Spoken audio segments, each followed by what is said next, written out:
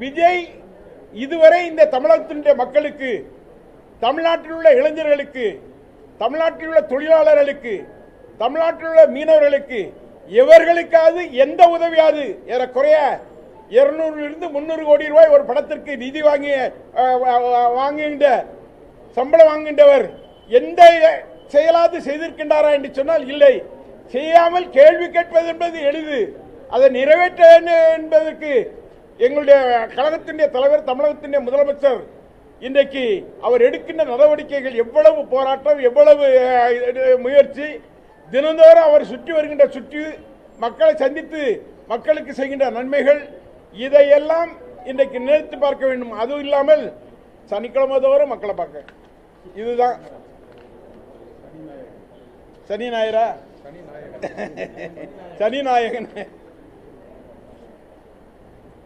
அந்த வகையில் இன்றைக்கு பாரதிய ஜனதா மத்தியில் ஒன்றியத்தில் இருக்கின்ற பாரதிய ஜனதா அரசாங்கமும் சரி, அதுபோல முன்னாள் அமைச்சராக இருந்த அதிமுகவும் சரி, எந்த வகையிலும் நாங்கள் கொடுக்கிற உறுதிமொழிகளை நிறைவேற்ற முடியாமல் என்னென்ன இடைஞ்சலெல்லாம் பண்ணணுமோ அதெல்லாம் பண்ணாலும், எத்தனை இடைஞ்சல்கள் பண்ணினாலும் கொடுத்த வாக்குறுதிகளை நிறைவேற்ற வேண்டும் என்று நினைக்கின்ற முதலமைச்சராக எங்களுடைய கழகத்தினுடைய தலைவர் அவர்கள் திகழ்ந்து வருகின்றார்கள். அந்த கொடுத்த வாக்குறுதிகளை நாங்கள் நிறைவேற்றுவோம் என்ற நம்பிக்கை மக்களுக்கு இருக்கின்றது. நாங்கள் மக்களை நம்பிதான் நாங்கள் இருக்கின்றோம், எங்கள் இயக்கம் இருக்கின்றது, யாரையும் நம்பி இல்லை, மக்களை நம்பி இருக்கின்றது. அந்த வகையிலே கொடுத்த வாக்குறுதிகளை எங்களுடைய கழகத்தினுடைய தலைவர், எங்களுடைய தமிழகத்தினுடைய முதலமைச்சர் அவர்கள் அத்தனை நிறைவேற்றி தருவார்கள்.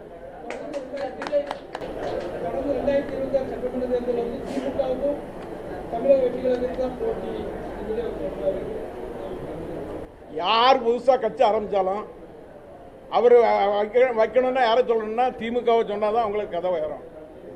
ஏன்னா திமுக தான் மக்கள் மன்றத்தில் நிற்கக்கூடிய ஒரு இயக்கம், மக்களை நம்பி இருக்கின்ற இயக்கம், மக்கள் நேசிக்கின்ற இயக்கம் திராவிட முன்னேற்ற கழகம்.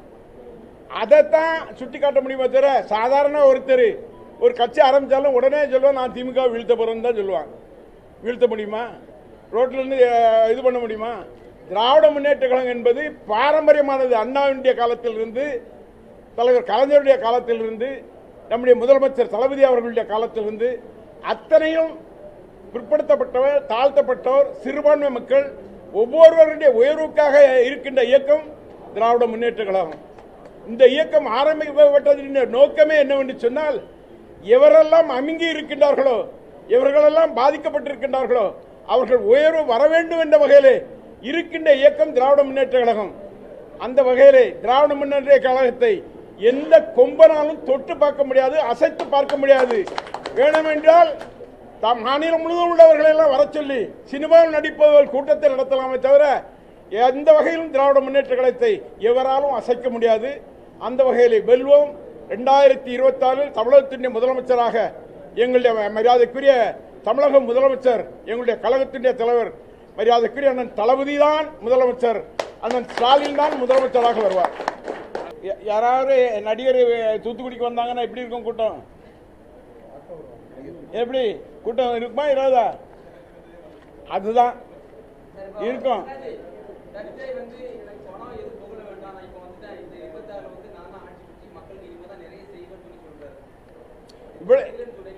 இவ்வளவு காலத்துக்கு பிறகு இப்பதான் அவருக்கு அறிவு வந்துச்சா மக்களுக்கு ஜீவன்? இதுக்கு முன்னால எங்க போனாரு? அவர் சம்பாதிச்ச பணத்துல எங்க வச்சிருக்காரு? என்ன அப்பவும் இப்போ உதாரணத்துக்கு சொல்ல போனா எம்ஜிஆர் அவர் உதாரணத்துக்கு சொல்றாரு. எம்ஜிஆருக்கும் விஜய்க்கும் ஏணி வச்சாலும் எட்டுமா?